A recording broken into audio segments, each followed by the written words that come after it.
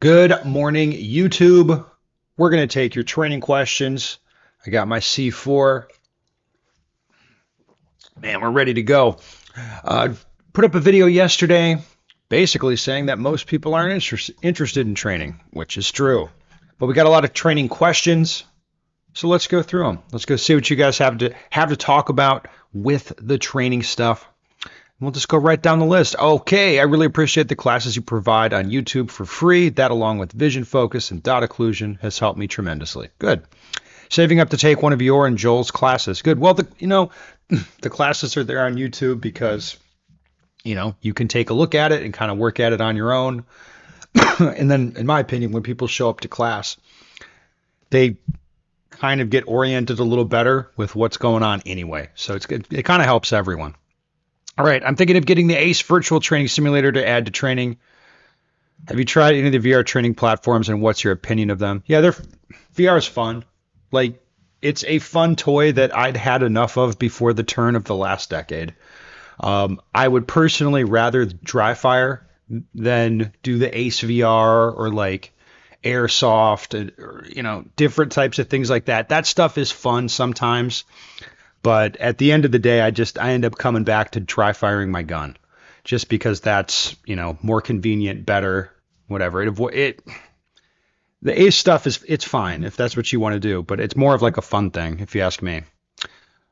All right, any serious recommendation for a program here on YouTube other than watching Joel, Nick, Ben, and a couple others? Yeah, I mean, there's a lot of people you can watch do training. On YouTube, a lot of other people. I don't even know where all the resources are, but there's plenty of the like dry fire stuff you can do on YouTube. But at the end of the day, I think you want to put your own program together, like watch this guy, and then kind of look at what you want to do or what you need to do. I think that's better. Ben, I've watched just about every one of your training and class videos and applied your principles and drills to my own training and saw a tremendous improvement in less than 6 months. Good. All right. I dry fire just about every day and have only shot 6 USPSA matches so far and just picked up C class with the goal of making A class by the end of the year. Thank you for the content you put out. Good. You're welcome.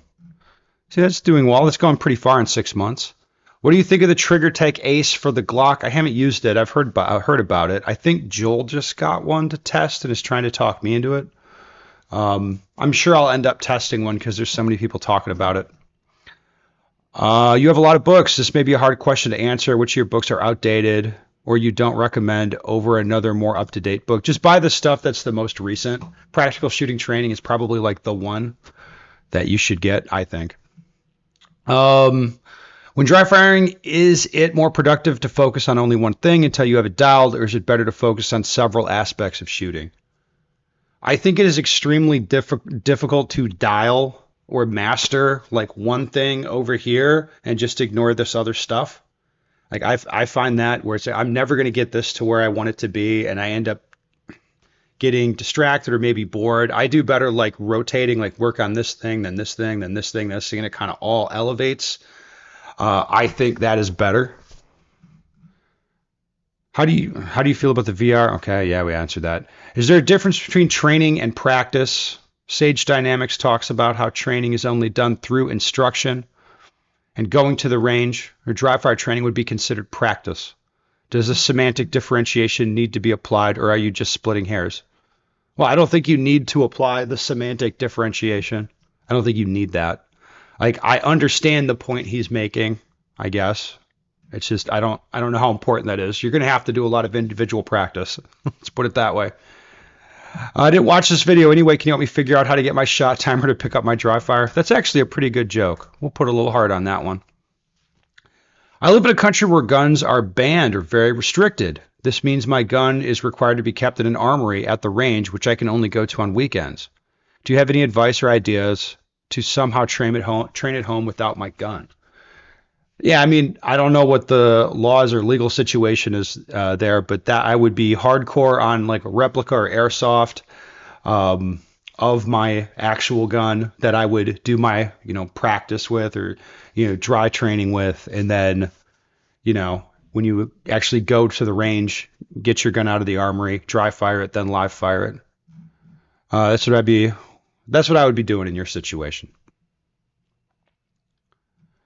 I'm learning and I want to ask you questions so bad, but I appreciate your honesty and attitude because I just stopped overthinking and just, okay, let me put the rounds down range and answer my own questions by recording what's happening on the paper.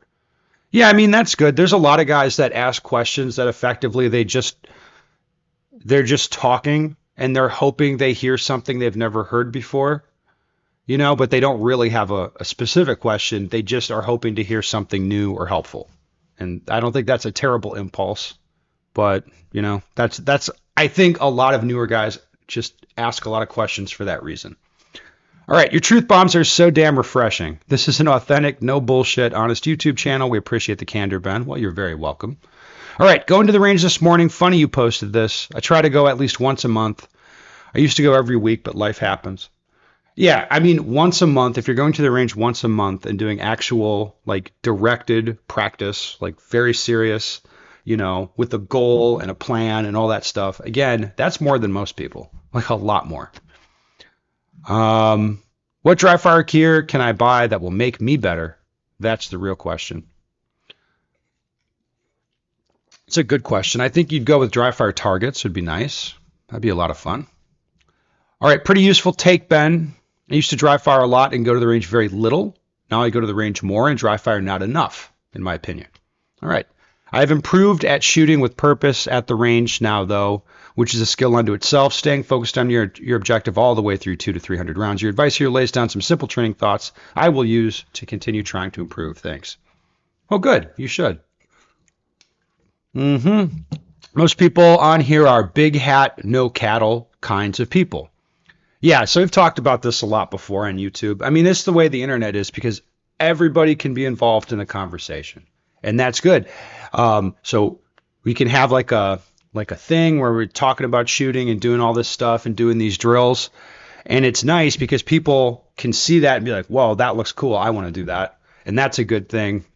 The downside is, or I don't know, there's a lot of guys that will talk like, "Oh, I'm doing this thing," or "I'm like into this," but not really. They're not really doing it. It's just like an entertainment thing, which I don't really have a problem with, but as long as you can filter those people out and be like, okay, they're not really doing this. Like, this is kind of a waste of time to answer a million questions from people that are not training anyway. All right. I see a lot of students who live in a fantasy past where they could shoot okay, but haven't picked up a gun or fired more than a box of ammo for 10 years. Occasionally, I get a few who really want to learn, and those are the ones that keep me in the business. I will give away sessions just to see the excitement they get in applying the concepts you described. It makes it all worthwhile. Yeah, so I agree with that. It's actually a lot of fun. Like a lot of times people think I don't like working with like lower level people or newer people, and that's not true. Like, because they can advance so fast and they get really excited. So it's kind of fun. All right, training is always the third wheel on YouTube. I agree with your assessment. Too many are just interested in eye candy and living vicariously through those who are trained. Yeah, 100%. 100%. Question for you. Okay, I live in the country and have a range at my house, and I shoot several times a week, but usually only 1 to 3 mags at a time. I can't afford to shoot 500 rounds a week. Okay. I'm wondering if I'm wasting my ammo by not getting in enough repetition per session. Let's say I have a 500 a month ammo budget. Am I better off shooting 50 rounds 10 times a month or 250 rounds twice a month? Probably you're better off splitting it up a lot more. All right. And then you have other advantages where I would be doing my dry fire right on the same range, just so like visually it would be a really good representation, obviously, of what it's going to look like. And then you could dry fire a drill a bunch and then live fire it just once or twice. Yeah, I would like that. That doesn't sound like a bad situation. You're light on ammo, of course, but having the range at your house is convenient. Wyoming Gun Project, our SIG 320 guy, the screw in the trigger guy, says good morning. Well, good morning, Wyoming Gun Project. Welcome to the channel. All right, preach. My favorite people are the ones that'll show you their third, fourth, or more handgun that they just bought But when you see them still teacup gripping it and suggest some classes, they'll tell you that $250 to $300 8 to 10 hour training course is too expensive. I'm not a fan of 3-hour classes that most local gun stores offer. Okay. Like, hey, bro, you just bought your 4th gun for $600 to $700. And you're telling me training is too expensive? Unfortunately, this is more often the case than I'd like it to be. Classes are nice, but you can learn a lot from YouTube too. Watch some videos on fundamentals. Get it on a program, like you said on here. Apply them. Make the effort. Yeah. All right. The one thing I will say about GBRS Group is a good portion of their content over the past year or two has been focused on training. As much as I don't care for them, we have a shift in the culture from materialism to competency and proficiency. Because a culture surrounding the Second Amendment based on materialism and not competency and proficiency is being piss poor, steward of the right to bear arms. Okay. Yeah, I mean, that's pretty fair. It is a good thing to like, you don't have to go pay for classes. You can do a lot on your own, and you're going to be working on your own anyway. The classes just give you ideas and kind of feed your training, but it's not like you go to a class and it's like, oh, now I'm competent and proficient. I do think, guys, their resource allocation is a little bit fucked up. I've seen a lot of, expensive handguns. Like, this guy has a $2,000 handgun, but he won't pop for like $100 holster that is good and very nice. Instead, he'll have a crappy holster. Like, that kind of stuff doesn't make a lot of sense to me. I must have OCD. I started shooting micro 9s and blah, blah, blah, blah, blah, blah, blah. Is he going to talk about anything? Lasers were made for clubs in your 20s, not for EDC guns or carry citizen where the average game. Wow, this guy's got a whole diatribe about the stuff. That's interesting. I'm not going to read it though. So, I'm in that boat. I'm always watching training and thinking about it, but rarely doing the actual training. Yeah, I mean, that's most people. And again, I don't really have a problem with that. Like, that's fine. It's on YouTube. It's like, watch it, be entertained or not, turn the channel, something else. That is fine. You should do that. But you don't want to be deluding yourself to be like, oh, I watch all this stuff, so now I'm more proficient. Like, that's not a good thought. I would love to train. I would love to take classes at least once a month if I could. It's just out of my budget at the moment, living in Southern California, married with 3 kids. Like, yeah, you're like, that shit's expensive. You have kids to raise. So yeah, I mean, in your situation, taking classes is going to be tough to do, but it's still possible, like, to maybe find a place to get range access, start dry firing a little bit at home, go to the range occasionally as like a hobby. Like, you can still make improvement. You don't need to do the class thing. Training helps get way more out of the actual shooting content. I used to watch Ben's class videos before I even had a pistol to shoot. Obviously, I had no context or clue what was being talked about. But after actually training with my gun, I revisit the same videos over and over, and it's like watching the same movie again. I pick up on something new I can try to put into practice. Yeah, that is good.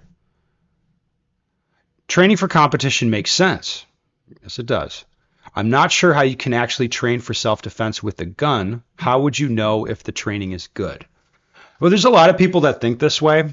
I think what you should do is take the scenario out of it, like how the gun is going to be used or whatever. Like, just take that out of your thinking and instead learn to use the tool, right? Can you shoot it very accurately at a little bit of distance, given no time limit? All right. Can you like working with a holster and are you safe with it? Can you like safely draw and handle the gun, reholster it safely, right? Like, how about doing that fast? What about, shooting practical type targets at closer ranges, using a timer, shooting them so you get faster and more proficient at shooting, that kind of stuff. If you just take the scenario part, like, oh, like it's 2:30 a.m. and this and this and this is happening, like, take that out of it and just learn to use the tool.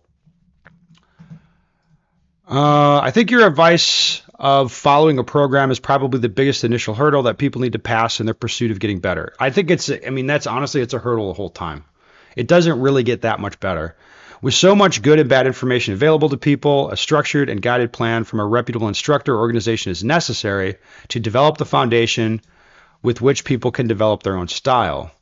I've noticed in my training, I've hit sort of a plateau regarding how to structure my training and what to focus on to continually develop.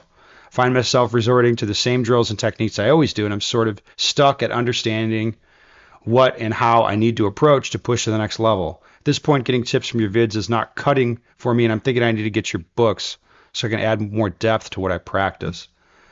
Yeah, basically, like the problem for me as like a remote coach or like an author is that if you're too stupid to figure out what you need to practice, you're going to have a really big problem, right?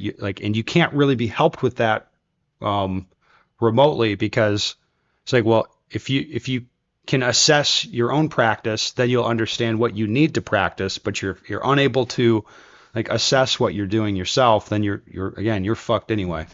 So it's a difficult problem to solve. And probably you're right, when guys get to a certain level, like they need some kind of, it's not like you have to do a class, but maybe getting a book and like flipping through it, you'll see some new ideas, some fresh ideas. That is probably what you need. I tell my son all the time, 90% of life is just showing up. Yeah. As most people can't even be bothered to do that. Ben is right. They will talk endlessly rather than just showing up and putting in the work. A little effort goes a long way. A lot of effort makes you exceptional. Yeah, and that's true. Like that's definitely been what I experienced, as far as in shooting, right? If you just show up and practice every day and like actually put in effort, over time, you're going to improve a lot. Let's see. We got anything else interesting? I shoot 9mm sport pistol and IPSC. Good. I train 3 to 5 times a week.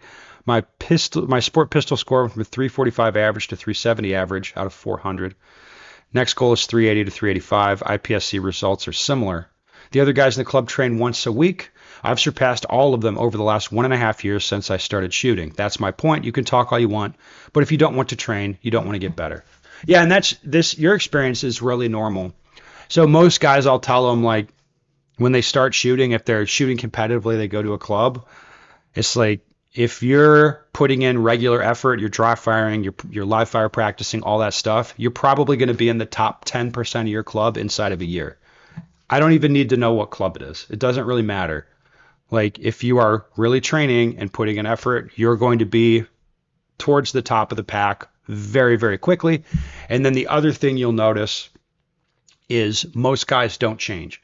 So if you hang around the same club or the same group of people long enough, you'll see maybe over like a 5-year period, 90% of these people are not, their skill set, their skill level, whatever, it doesn't change. Like they're just kind of doing the same thing. They're not really evolving.